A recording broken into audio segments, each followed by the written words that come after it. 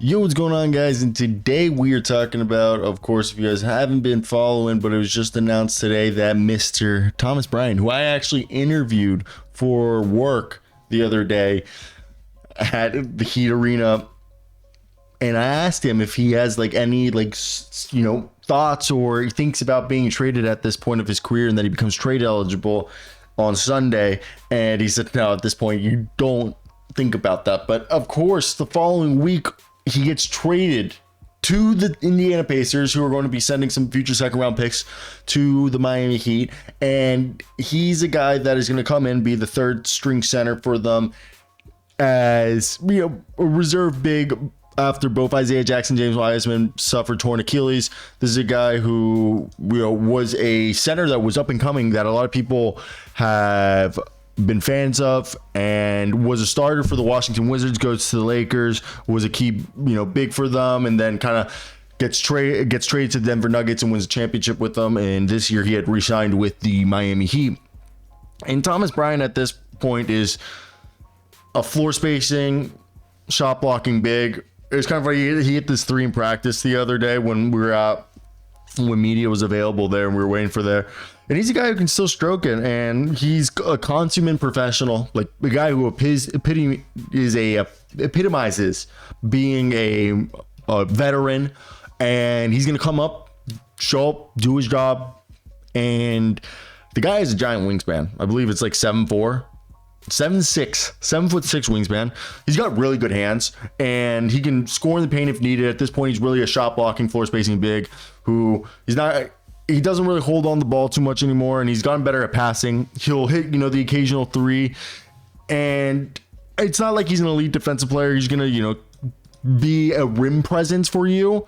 It's not like he's gonna shut it down or be someone who's gonna shock you with what he'll do out there. But I think more than not, he'll be able to come out there and be a force for a team like Indiana, that if you looked at Moses Brown's sample size with how much they played him, Moses Brown was going out there in the 9 games he played, it was 5 minutes a night, 3 points, 65% from the field, 1.5 rebounds.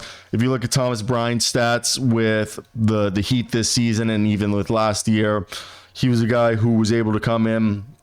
Also, Thomas Bryant this year has been playing 11 minutes a night, 4 points, 3 rebounds, 43% from the field, 35% from three, just under a block a game. So again, clearly in the limited minutes, you can see Thomas Bryant efficiently, way more of an efficient player than Moses Brown. And he's going to fit into this rotation easy. You can already see what they're trying to do, what they want to do. And it makes sense, especially if you're a team like Indiana, that if you look at the standings for the NBA currently, especially with everything's going, Indiana's a team that has struggled with rebounding and they need to get better at there. But they're a team that currently, the Heat are on a 4-game win streak. They're getting hot, and they probably maybe, are looking to, I think Jimmy Butler's staying, but I think maybe they want to make some depth moves, and those second round picks would help them if they wanted to get somebody from the Nets to help the team out. And the Pacers are a team that in the last 10, they're 4-6, and they're really just trying to get the team right and build up the depth that's necessary for them to be successful. And I think getting a guy like Thomas Bryant in that locker room who's been in winning organizations over the last few seasons is going to really, really, I think, pay dividend for them more than people are going to give them credit, as I think just having the ability to have multiple options at the reserve spot would be huge for them. Especially that if you look at it for the last few years, I feel like Indiana always felt like they were just seemed like an injury away from their bit, like everything falling apart. And like Tyrese last year and this year, if Miles Turner goes down, it's not going to be a pretty situation. So for them to get a guy like Thomas Bryant, who is capable of being a starter and being a backup big, especially a reserve one for them, as obviously we saw what they did with Moses Brown, we're assuming he's going to play a tad bit more minutes because a guy like Mr. Rick Carlisle is going to feel more confident playing Mr. Thomas Bryant over someone like Moses Brown in key minutes. So that is one part of the things that I do have faith about Thomas being maybe the more consummate or the guy that they feel more confident about. And I understand that, and it makes sense. And to me, I think the biggest thing is just trying to figure out who's the guy that they want at the end of the day to be their, I think their I would say the best way to put this is who is going to be if Miles Turner gets hurt or somebody gets hurt, are they going to still try to use Enrique Freeman and Obi Toppin and Pascal Siakam and Jarris Walker before they really just fully have faith in Thomas Bryant? Or do you think another move is going to come down? As I'm not saying Thomas Bryant isn't deserving of this opportunity. I wouldn't be surprised if they just felt like, hey, we probably want another dude out there, which I think is fine if that's something that they feel like is necessary. But that's where I'd like to hear your guys' thoughts, if you guys think that would be something that happened or not. And yeah, that's it. I'm curious.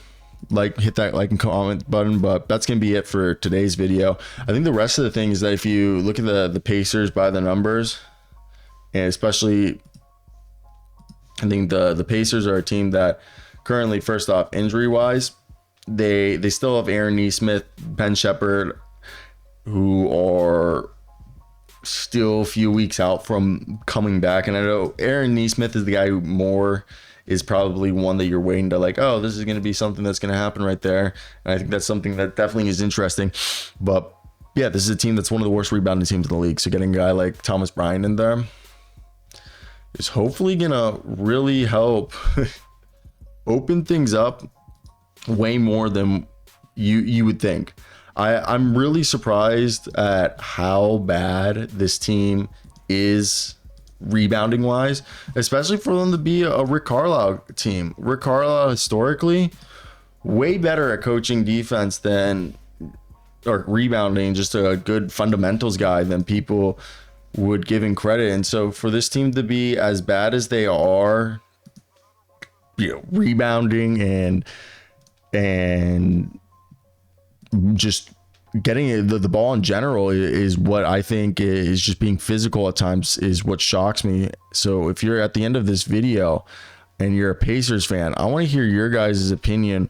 Why are the Pacers this year so awful at rebounding the ball? What's this lack of physicality coming from? And do you think this is something that's fixable, or do you think it's just not going to be something that's even capable of being fixed? I'm honestly shocked at how bad this team is at rebounding and at times just to be physical, especially as I said it before. Rick Carlisle, I feel like historically just does a good job of getting his guys to do the bare minimum, which in this case is rebounding and just being a guy who hustles. As we've seen the years past, that I thought last year it felt like they were able to be a bit physical, especially when the injuries had mounted. There are times that they were able, and especially with guys like Mr. TJ McConnell, who I think historically is a pretty good rebounder and guy who, because he's a hustler, he gets his teammates, and I know he's guard, but he gets his teammates to play the physical style when he starts going. So you